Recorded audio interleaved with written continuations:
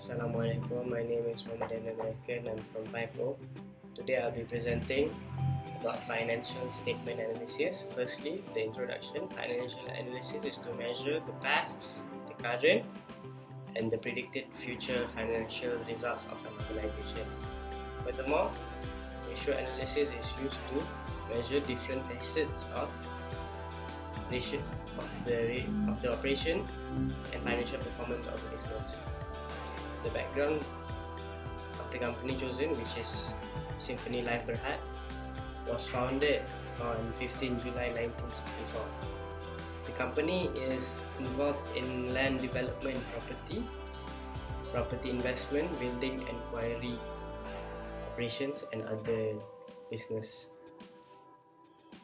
Their goal of what they really believe in, work for, aspire to do, is to live better regardless of where they are.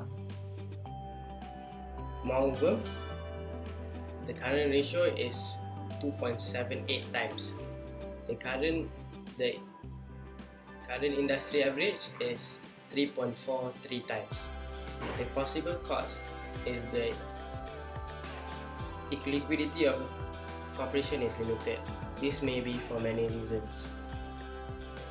The recommended for change are to preserve the collections from trade and other receivables on the grounds of probable reasons, so they can also satisfy all the commitments to pay the existing liabilities on time.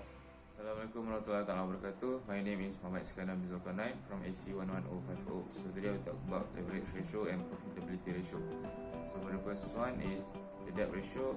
So the debt ratio of SymphonyLifeBerhad is slightly lower than the industry average because its total assets are higher than total liabilities.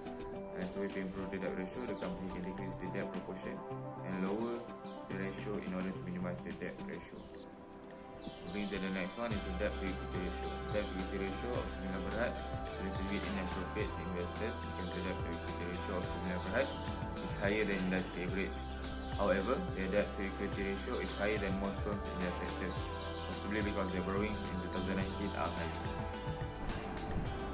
Next, SymphonyLifeBerhad time interest received is lower than most firms in their sectors because their profits are low and their interest is high.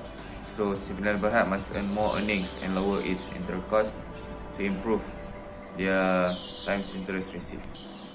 And the next one is SymphonyLifeBerhad has profitability from above estimate as the firms in the industry because the cost of sales increase and it can be concluded the gross profit margin is low due to increasing prices of goods sold. Thus, to improve it, SymphonyLifeBerhad will need to review its prices policies, minimize sales costs by changing the provider, reduce labor costs and waste of production. And then we got SymphonyLifeBerhad makes higher operating income than typical industry because the sales revenue and net profits after tax are surprisingly high. So to maintain it, they can increase their sales by selling more of their items and raise their income.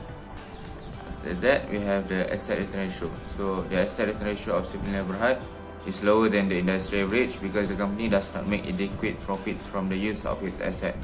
So the company should consolidate or combine several tasks such as warehousing and order fulfillment. The last one we have return on equity ratio. So for the return on equity ratio for SymphonyLifeBerhad is better than the industry average. So to maintain the ratio, they should raise their margins of profit. Assalamualaikum warahmatullahi wabarakatuh. My name is Taufik Hidayat bin Abu Talib. My student ID is 2018252512. So here we are going to talk about the common sense ratio analysis. Based on our project, we have to compare the financial amount for 2 years, which is 2018 and 2019.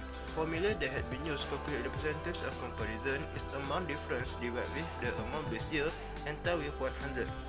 According to the table, there are several analyses that I made about the common sense ratio analysis conducted by this company, SymphonyLifeBerhad. It shows that total equity increased by 31.62% in 2019. This is considering as the growth in reserve and non-controlling interest during the year. This change happened for this reason. First, the share capital and non-controlling interest were increased by 35.13% and 99.78% respectively due to the increase in right share and also change in the goodwill during the year. Second, the reserve were decreased by 50.33%, but because the company repurchased its market share at 9.724 million ringgit. Next, for non-current liabilities, the provision for employee benefit has no amount and no provision during the year. Furthermore, loans and borrowing of long-term liabilities decreased because the secured term loan was decreased and the corporation reduced the revolving credit. Moreover, deferred income decreased because the decreasing in disposal property to a jointly contract entity at 6.383 million and lease income at 1.167 million.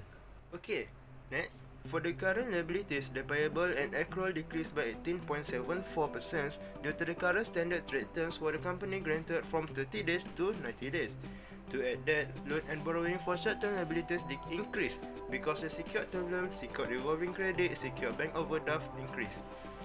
The settlement was meant for the contract liability respective of the property development cost, so other current liabilities decreased by 100%. Apart from that, the current tax liability decreased by 53.17%, resulted from the negative amount of tax paid for the year.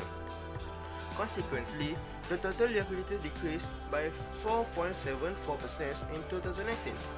To sum up, total liabilities and equity increased by 4.56% from 2018 to 2019.